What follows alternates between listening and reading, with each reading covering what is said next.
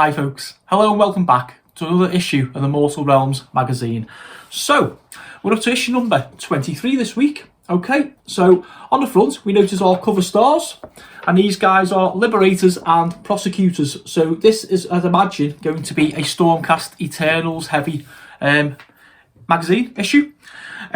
What you really want to see is the gorgeous sprue that is in front of us right now. You can see wings on here, so we know we're going to have a very special model I can't wait to build. There's the other half of the sprue. There's several bases here, guys. What I'm going to do, I'm going to go away, we'll go up top, we'll have a look at the content of the magazine, I'll go and build these lovely models, and we'll call it a wrap. Okay guys, so here we have a look at issue number 23 of the Mortal Realms magazine. So, the now familiar £7.99 Warhammer Age of Sigmar, our cover stars, which will look absolutely amazing, battle games in the Age of Sigmar, and then we have our bullet points, Liberators and Prosecutors, painting your new models, new war scrolls and battle plan. Okay, so already this feels like quite a thick issue. Having a look at the content in this issue, so we go into Liberators, telling us all about them. Prosecutors, like we always do, our cover stars normally get a little bit of love, don't they?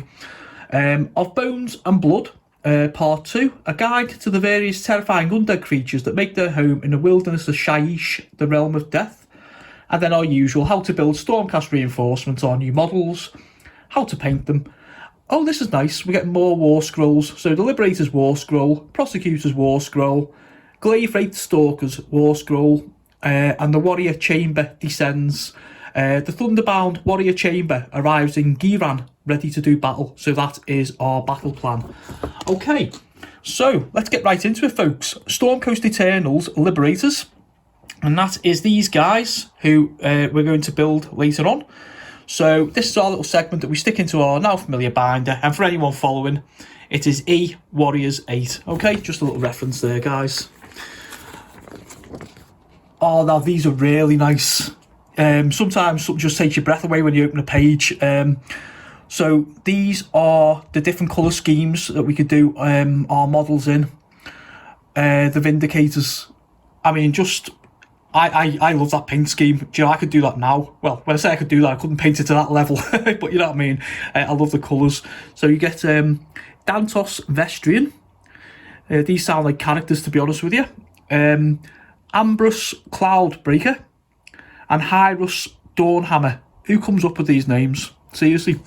Okay, so a little bit about those folks who I'm not going to mention again. Okay, Shield Wall. Most Liberators wield a Warhammer in one hand and a broad tower shield in the other. Okay, so it's giving us a little bit about the tactics. And, I mean, even that there, that's a nice effective paint job. I am, you know, as these weeks go by, I'll be honest, I'm starting to really like the look of the Stormcast Eternals. I am like predominantly a death man, the Nighthaunt and stuff, but yeah, these are starting to grow on me, folks.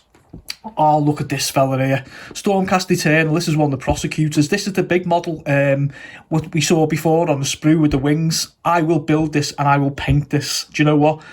I don't want to tie myself to it, folks, but there could be a first painting, well, not so much a tutorial because I'm awful at it, but certainly painting guide video on this guy. Just look at him. Those wings are going to be amazing. A couple of inks on them. Yeah, I'm waxing lyrical already, guys. Streaking into battle on wings of divine light come the Prosecutors. These blade-winged heroes bring the God King's wrath to his foes. Okay, so again, it gives us a little bit about them. The various chapters, the conclaves, the specialist weapons, and their famed battles. Oh, what's this? Forged in Azir. Yeah, so it says about the Prosecutors and the Sigmarite armour. Okay, I mean, look at that. That is, yeah, this is obviously like a guide. There we go, yeah. The Comet Sigil, Celestial Hammers, Sigmarite Blade, Plate, Parchment, and the Wings of Light. Just look at that, guys. I'm just going to hold it there for a second for you. He's going to be phenomenal, isn't he? Okay, the Newly Dead. So I'm presuming, yeah, it says Death Part 2 on the top here. So this is the second part of our little brief guide. I mean, I do say brief to like Death and you know, Nighthaunt and stuff like that because, you know, they are like a really big you know, faction. Oh yeah, we're going to get tasty now, guys. Necromancers, Dire Wolves, and Corpse Carts. Now, I know that in later issues we do get this corpse cart, which does confuse me slightly, because obviously it's not a Nighthaunt model, so I'm thinking that the way we're going to be going is we may well get our Nighthaunt procession, and I'm not sure if you remember, I did mention it a couple of issues ago about allies, where you can ally various factions together. So I think that's what they're going to do. They're going to give us this big model to stick towards our Nighthaunt army, to give those Stormcast boys a little bit of a run for their money. Okay, Deadwalkers. Okay, a little bit of a nice graphic there for us. And then we go on to our how to build Liberators and Prosecutor.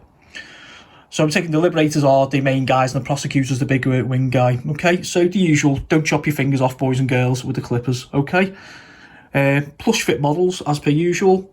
These guides are like really, really nice, you know, I'll be honest. Where are we? Oh, and how to build the Prosecutor. Yeah, there he is, the guy with the wings. I just hope that he's a little bit more secure than what some of the Nighthaunt fancy models are, because that'd be a real shame if he was like, you know, kind of really flimsy. And the pages have come away, as you can see there. Okay, how to paint Liberators and Prosecutors. So I'm not going to go into all the paints, guys, but you can see them there. And they're the ones that we've already collected previously. And obviously just tells us to gather our models as per usual. Okay, so already we can see that these are going to be really nice models. I'm not going to go over all the techniques, guys, because I feel like I repeat myself every single week. Anybody new here, we're 23, 24 videos in now, so please feel free to just go back and have a look at those. What the guide does is it basically just tells us what the steps are, what the colours are, what we do with them, and how they should look. Okay, so it's nice that we're actually getting to use a lot of our paints now, because I don't know about you guys who collect, but these paints sort of like just sit on my shelves, you know. Okay, so there we go, all that there. Oh, now look at that, finished models. That does look nice, doesn't it? And that's a paint job that even I think I can pull off. Okay, there we go. Okay, and we go to our war scrolls. Okay, those are the back. Let's just see who's taking notice. Let me know what a war scroll is. Okay. All right, no worries. So again, it gives us the Liberator war scroll, and then very nice as these things have started doing now, goes over their abilities. So it just lets us know exactly what we need to do, what we need to roll, and how we can effectively use these guys. And I presume we're going to get the same with the Prosecutor. There's his war scroll. Flicking him over, yeah, to all his abilities. I can't wait to use this guy in battle, I really can't. Okay, and there's paired Celestial Hammers. Glaive Wraith Stalkers, we all know now what the Stalkers are, more so you Nighthaunt fans or players out there. Beware the Glaive Wraith Stalker, for once the glaive has been levelled, there is no escape. Okay, Glaive Wraith abilities. Okay, there we go. And the Warrior Chamber descends. So obviously this big boy's coming down with his mates, and there's going to be a little bit of a Nighthaunt kicking, I suspect. Okay. So it says the Warrior Chamber arrives at the outskirts of an ancient ruined town. The cold presence of the Nighthaunt can be felt all around. I love the way they build these little battle maps up as well. You know, these little battle plans up. Okay. So here is our said battle plan. Just giving us our brief instructions. The Arcane Ruin. Okay, so Stormcast Eternals from the Thunderbound Warrior Chamber have reached an ancient ruin deep in the forest of Gairan. From the rubble, the Nighthaunts rise to strike. So we have 4 Glaive Wraith Stalkers, 10 Chain Rasps, and a Dreadblade Harrow on the Nighthaunt side.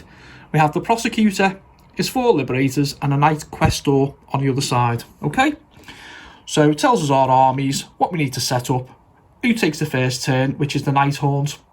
So you'll be looking to get your Chain Rasps and everybody right in there as soon as you can. Glorious victory. Game ends when one player has no models left on the battlefield. Okay, so again, they still run this, let's just destroy the other side. Please, please, please, please, please give us some objective-based scenarios. Okay, little moan out the way. Mortal Realms, Warhammer Age of Sigmar, and this is just the guidance. I say it every week, folks. It's nice. It just tells you where to go if you're more interested, you know. The Warhammer community, I would highly recommend. Some nice folks on there. And Exploration, just basically putting you in the direction of the Games Workshop website.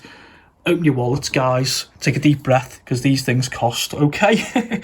And then issue 24, okay, coming to the Mortal Realms, issue 24, the Lord Executioner, Grimghast Reapers, Glaive Wraith, Stalkers. So they're basically doing what they've done this issue, except it's going to be a Nighthaunt issue, okay? There's a quick peep at your front cover, folks. Okay, so I hope you enjoyed this little review of the magazine. Hi guys, so welcome back to the showcase. Okay, so we got 4 Liberators. Okay, so there we go. So we see the big shield there, the crowns on the skull helmet as usual, the big axe, we see the sword on the hilt there, and on the belt, and spinning him round, we see the armour, the back of the tabard, and those great big shoulder pads, okay? I'm going to get right to it, guys. I'll show you the other ones as I talk, because they're all very, very similar, with exception to the poses. Right, I want to get this out the way straight away. These Liberators, there's just 4 models to make. Each one is 4 parts. A body, a chest plate, a head, and a shield, okay? Everything goes together nicely. The head, the body plate, yeah, no problem at all. And then we get to the shield. Whoever has designed this sprue, and more so for beginners, should be shot. Honestly, because the joins for the elbows are an absolute nightmare, okay? Like I said in several videos, guys, I've been in this hobby now for 20 years. And, you know, I am going to call Games Workshop out. Because for everything good I say about them, their models being, you know, the best models on the market in my opinion for like detail. Yeah, they're pricey, but you know, you get what you pay for. Yeah, the molds on these with the elbows and the shields are just ridiculous. You know what I mean? You're there for like sort of 5 minutes, like kind of hold them together. These are like, you know, the beginner models in a beginner publication, you know. So we are looking really to get you new folks out there who don't game, who are looking at this really into them, you know, into the hobby. And part of that is ease of accessibility, hence the fact these so-called plug and play models. So, you know, as I say, the models themselves are really nice. You know, I can't wait to paint them. I can't wait to put them into like an army list being like, you know, your forces, the army that you build up for that game. It might be 500 points or 1,000 points or however many power points, you know, whatever. Nice models, but like I say, just a real stupid oversight. You know, an elbow joint of all things, and they're not pinned either, so there's no like little bit to kind of stick in with, like a little hole, you know, to like line them up and stuff like that. You just got to kind of like line them up. And yeah, just a minor gripe, me guys. You know, I hate doing these showcases and like moaning, because like I say, the models really are good. I mean, talking of good models, you know, here is the Prosecutor, and you know, this isn't going to do him justice, I'll be honest. And what I'm going to say about this guy as well is I hope I never see another one of these to build again in my life. I am not kidding. These wings, as lovely as they look, are in 2 parts, believe it or not. Now, who couldn't have designed that, where the wings were in 1 part and they could just have clipped across the back? You'll notice also the huge amount of dry glue there. Yeah, you know, this... Yeah, the model's balanced, but you know, to just put it on like such a you know, a thin little base like that, this is like sitting there almost like Nighthaunt, you know, level of fragility. Is that really a word? Yeah, just not well designed. I mean, they look lovely, they look beautiful, you know, don't get me wrong. And this guy, when painted up, is going to like look amazing with those big white, you know, white wings and stuff. But please, somebody at Games Workshop, when you're designing these things, design them and go to town by all means. But if you're looking at like a beginner publication with your so-called easy kits, please bear that in mind, you know, because this thing gave me an absolute nightmare. It took me 3/4 of an hour to build, you know, and to be honest, it's only in about 6 parts, but wings separate, you know, separate arms and shoulder pads. It just doesn't make sense, to be honest with you, and it's such a shame, because I really wanted to come on this video, and I said to Melody before, and I said I'm going to end up just moaning and grouching, and I really didn't want to do that for such a beautiful model. But you know, common sense really does need to apply. You know, I'll give credit where it's due, but I'm not too bothered to call anybody out, you know, these designers and all that. So I mean, there he is. I hope you had a really good look at him, and I can't wait to use him on a battlefield. Like I say, I'm looking forward to painting him up. But just a little bit of common sense really would have went a long way. Okay, guys, well, I'm so sorry to have ended the video in like a little bit of a negative mood. But yeah, I just can't let that go, I'm afraid. Okay, so until next time, folks, stay safe. I'll see you soon.